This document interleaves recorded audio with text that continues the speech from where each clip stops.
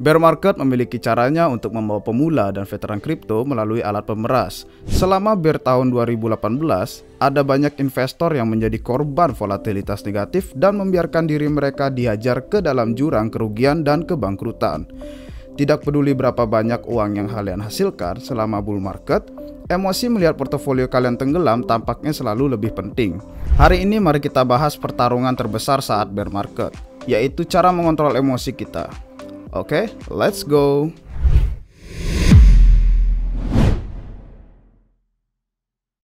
Loss aversion mengacu pada fenomena di mana kerugian besar yang dirasakan individu secara psikologis atau emosional lebih parah daripada perasaan saat mendapat keuntungan yang setara.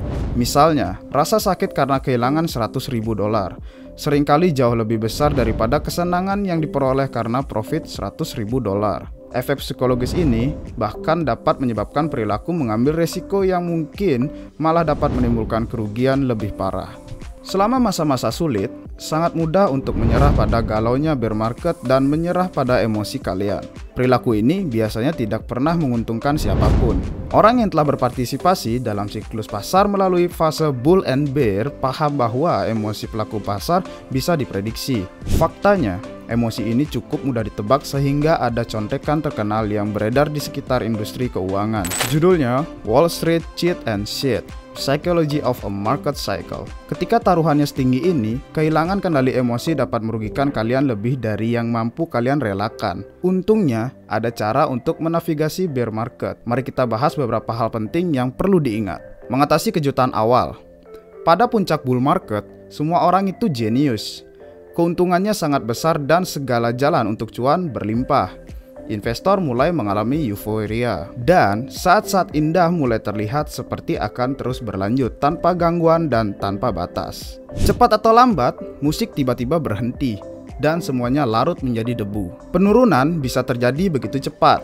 Jadi, hanya sedikit orang yang punya waktu untuk bereaksi. Hampir tidak ada yang bisa mengambil tindakan kalau belum pernah TP atau take profit saat di puncak. Fase mental pertama yang dialami kebanyakan orang adalah penyangkalan, alias itu tidak terjadi. Kalian terus-menerus mengatakan pada diri sendiri bahwa kalian tidak mengalami bear market, dan ini hanya kesalahan sistem. Saat keadaan mulai memburuk, penolakan itu perlahan mulai berubah menjadi keadaan syok. Seberapa baik tanggapan kejutan awal dari penurunan dramatis adalah penentu hasil keuangan kalian. Pada saat ini, penting untuk mengambil langkah mundur dan menilai perubahan yang terjadi. Ini akan memberi kalian waktu untuk menyusun rencana dan strategi baru.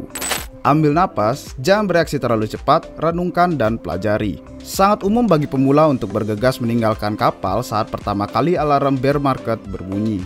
Dalam pikiran mereka, lebih baik untuk segera melikuidasi semua aset kripto sementara masih bisa menarik sedikit modal sebelum semuanya menjadi abu atau nol. Karena kita semua tahu eksperimen yang disebut kripto ini pada akhirnya akan meledak kan? Meskipun tidak ada yang mustahil, kehancuran pasar total itu tidak mungkin. Bisa dibilang industri ini telah menerima dukungan institusional, retail, dan pemerintah di beberapa negara yang cukup untuk mempertahankan di masa mendatang. Artinya, menyerah saat tren turun dan meninggalkan kripto selamanya sambil panik jual adalah salah satu cara terbaik untuk membuat kalian rugi permanen. Meskipun kita sebaiknya tidak bertindak terlalu cepat, kita juga harus menghindari sunk cost fallacy.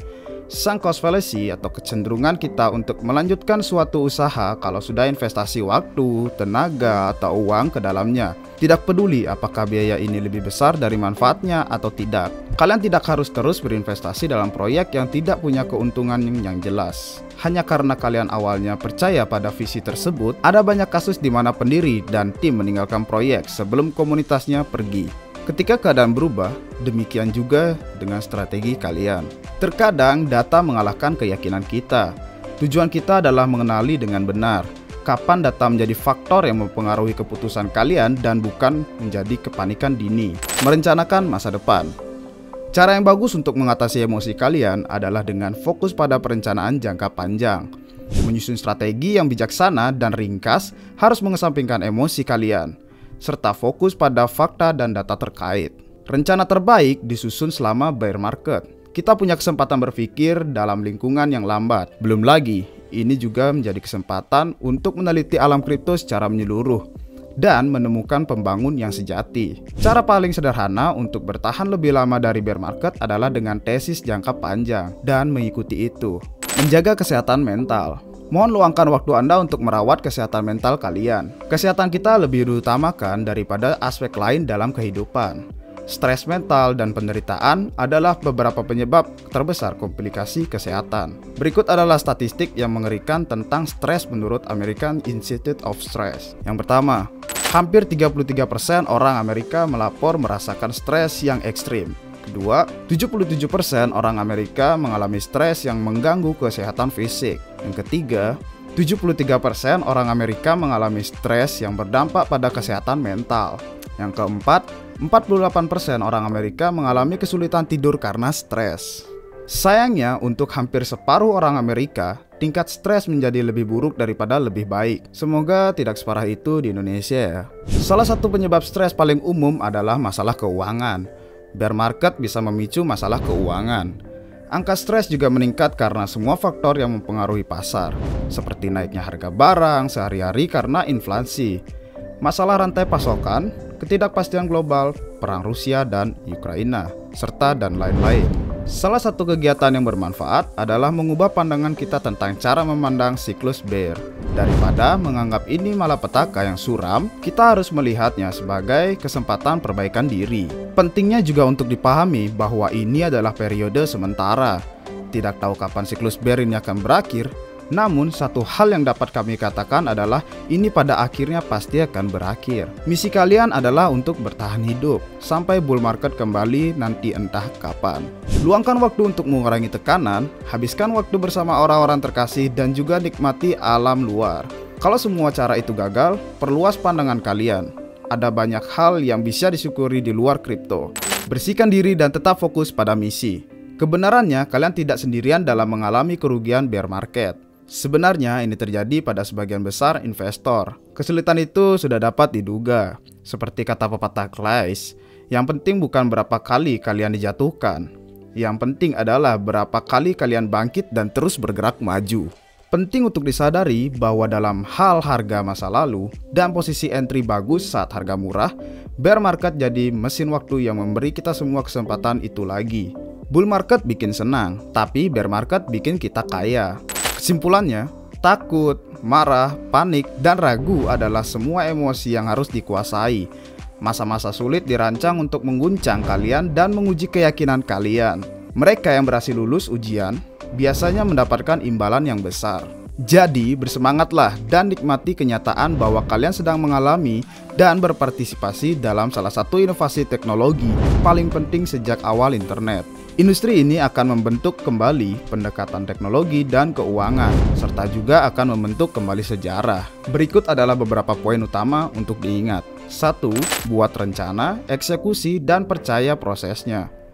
2. Ini adalah kesempatan utama untuk perbaikan diri. 3. Ingat, apapun emosi yang dirasakan saat ini, pengalaman di setiap siklus adalah kesempatan untuk meningkatkan analisis. Semoga peluang baik berpihak pada kita yang memiliki kekuatan untuk bertahan selama bear market atau crypto winter ini. Semoga video ini bermanfaat untuk kalian. Kalau suka, jangan lupa kasih jempolnya. Kalau tidak mau ketinggalan video terbaru dari kami, langsung aja subscribe channel Republik Rupiah dan nyalakan lonceng notifikasinya. Terima kasih sudah menonton sampai akhir. Sampai jumpa kalian semua lagi di video berikutnya. Cheers! Sebagai anggota, kalian akan mendapatkan banyak sekali konten edukasi. Yang pertama, ada rangkuman dan komentar pasar. Kedua, update portofolio tim RR. Yang ketiga, riset koin dan token kripto. Yang keempat, peluang airdrop, ICO, DeFi, dan NFT. Yang kelima, video tutorial dan kursus. Dan yang keenam, akses ke perpustakaan dan alat riset kami. Kalian dapat menemukan semua harga dan link pendaftaran keanggotaan di deskripsi. Di website republikrupiah.com, kami juga memiliki artikel berita, blog gratis, dan link ratusan video YouTube kami yang bisa kalian cari. Kalian juga bisa mendapatkan merchandise RR yang keren. Dan tentu saja semua video yang kalian tonton bukan merupakan nasihat keuangan. Konten ini bertujuan untuk edukasi dan hiburan. Kalau kalian ingin mencari nasihat investasi, kalian bisa menghubungi penasihat keuangan. Sampai jumpa di video berikutnya.